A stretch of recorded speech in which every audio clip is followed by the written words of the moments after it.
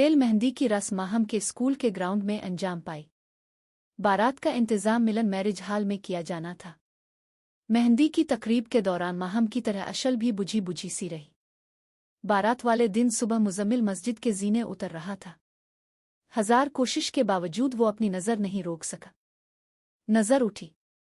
वो हमेशा की तरह खिड़की में खड़ी थी। इसकी आंखों में नूर की बजाय जुल्मत थी। उदासी के साथ साथ वीरानी भी थी। माहम हाथों में मेहंदी रचाए, कलाइयों में गजरे पहने, गिले में माला डाले, मेहंदी के पीले जूड़े में मलबूस थी। वो मनमोहनी सी लालकी मापारा लग रही थी। ये तो इसका जाहिर था। असल में मेहंदी की ठंडक के बजाय इसे तपश महसूस हो रही थी। कलाइयों के गजरे हथकड़ियां लग रही थीं। गिले की माला फांसी वाली रस्सी जैसी थी। पीला लिबास इसके नज़दीक इसे मातमी लिबास की कैफियत में मुब्तला किए हुए था। चंदरमक्खी की तरह नजर आने वाली माहम इस वक्त अंदर से पारो नहीं बल्कि पारा पारा हो चुकी थी।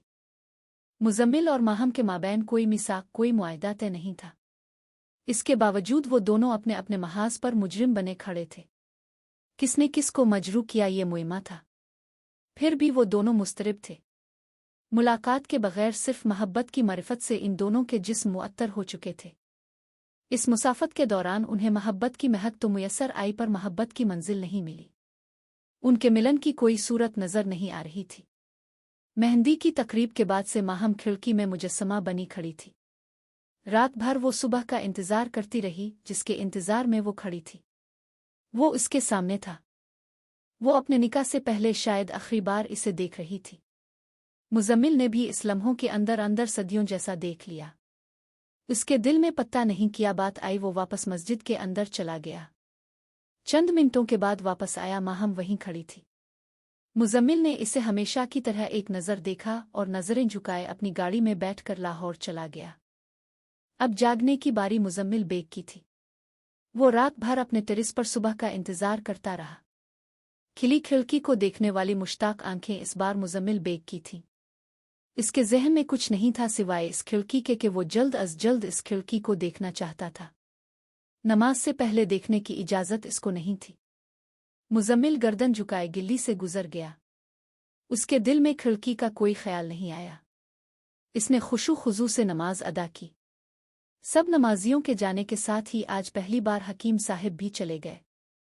हकीम साहिब के जाने के कुछ देर बाद वो हसब मामूल उठा और मस्जिद के बैरूनी दरवाजे की तरफ कदम बढ़ाए।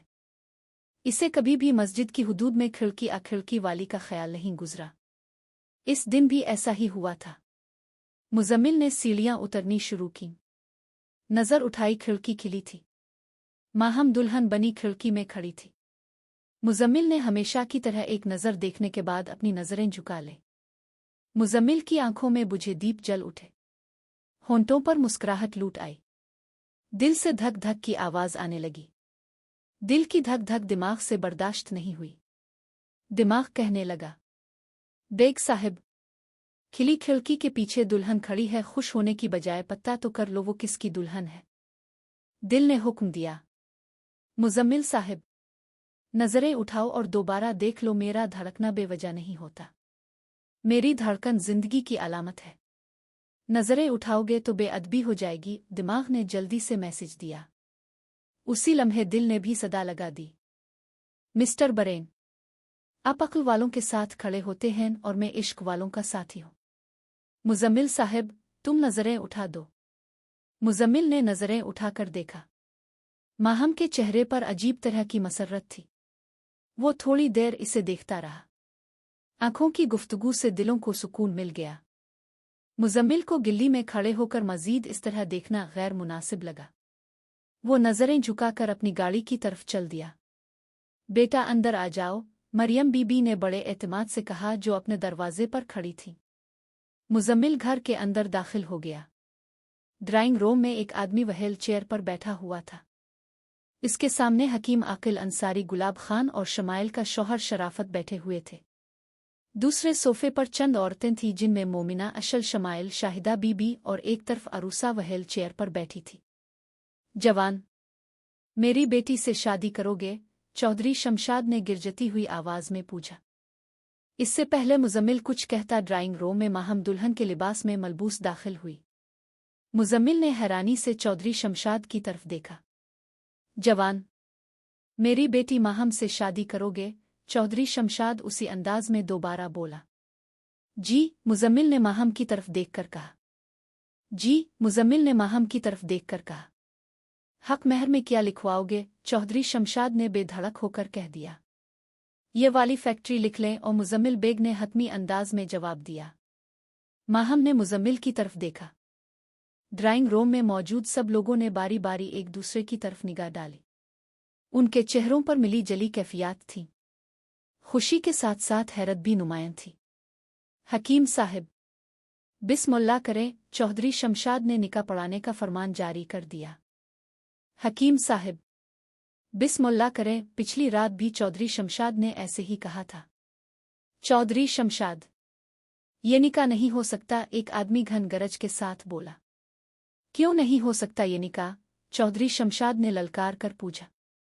इसलिए कि तेरे बेटे ने मेरी बहन सिंबल से शादी कर रखी है। अब वो दूसरी शादी नहीं करना चाहता। उमर सईद ने वजाहत पेश की। क्यों ओए शमून? चौधरी शमशाद ने कहरो गजब से पूछा। जी अबुआ जी। शमून ने गर्दन झुकाए फौरन इकरार कर लिया। ओए खोते दे पत्थर, फिर ये तमाशा लगाने की क्या जरूरत थी? चौधरी शमशाद व्हील चेयर पर बैठे बैठे ही आपे से बाहर हो गया था। तो मुझे पहले बता देता। बेगैरता बेशर्मा, अब मैं सारे शरीयके को किया जवाब दूंगा। कौन करेगा मेरे मरहूम भाई की बेटी से शादी? चौधरी शमशाद ने वावीला डाला हुआ था। खाना खोल दो। हकीम साहिब ने मौका की नज़ाकत देखते हुए मैरिज हाल की इंतज़ामिया को कह दिया। हकीम साहिब खुद चौधरी शमशाद की व्हील चेयर को धक्का लगाते हुए दुल्हन के कमरे में ले गए थे। चंद मिनटों बाद ही सारा हुजूम तत्तर बुतर हो गया। शादी हो या ना हो, लोगों को खाना मिलना चाहिए। लोगों ने खाना खाया, अपने अपने हाथ साफ किए और अपने अपने घरों की राह पकड़ी। कौन करेगा मेरे भाई की बेटी से शादी? चौधरी शमशाद ने मगरमच्छ वाले आंसू गिराते हुए फिर से पूछा। एक लड़का है मेरे रिश्ते में भी लगता है। चौधरी शमशाद ने सवालिया नजरों से हकीम साहिब को देखा। वही जिसने सेठ की फैक्ट्री खरीदी है, हकीम साहिब ने तसल्ली देते हुए बताया। वो इतना बड़ा आदमी है, वो क्यों करेगा शादी? चौधरी शमशाद के आंसू फौरन गायब हो गए थे।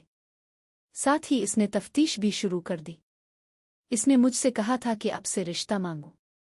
जब मैंने बताया कि माहम की मंगनी हो चुकी है, फिर वो कहने लगा, हकीम साहिब, आप ही मेरे बड़े हैं, अब जहां कहेंगे मैं शादी कर लूंगा।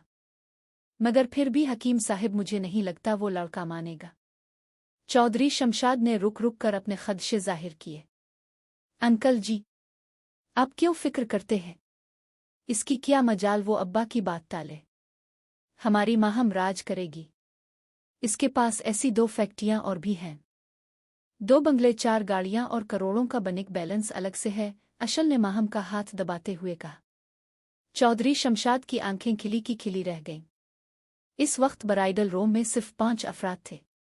5वीं मरियम बीबी थी जो कुछ देर बाद आई थी।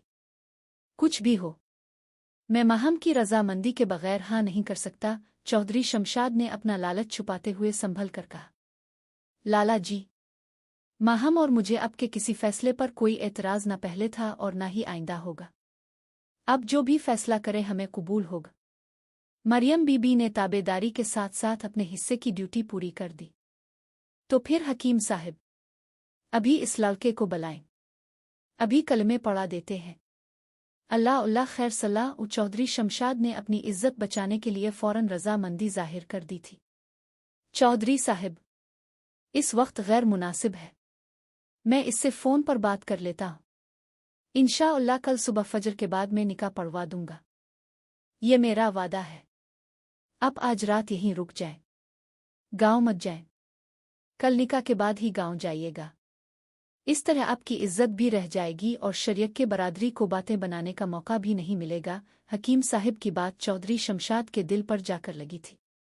वो फौरन मान गया। माहम अपने कमरे में आई। इसने जनवरी की सख्त सर्दी के बावजूद अपनी खिड़की बंद नहीं की। वो दुल्हन बनी हुई मस्जिद की सीढ़ियों को देखने लगी, जहां आज सुबह मुजम्मिल खड़ा था। इसने माहम को देखा, नजरें झुकाईं और वापस मस्जिद में चला गया। वो वापस मस्जिद में क्या लेने गया है? इस वक्त माहम खिड़की में खड़ी हुई ये सोच रही थी। हर शय मन जानिब अल्लाह है।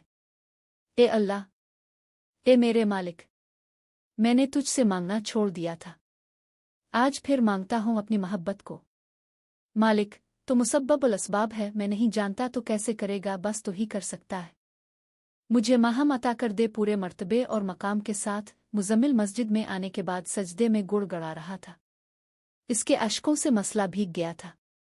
इसने दुआ मांगी, रूमाल से अपनी भीगी पलकें साफ की, सीढ़ियां उतरते हुए एक नज़र अपने महबूब पर डाली और लाहौर चला गया। वो टेरिस पर खड़ा हुआ रात भर खिड़की के मुतालिक सोचता रहा और माहम रात भर खिड़की से बाहर सीढ़ियों को देखती रही।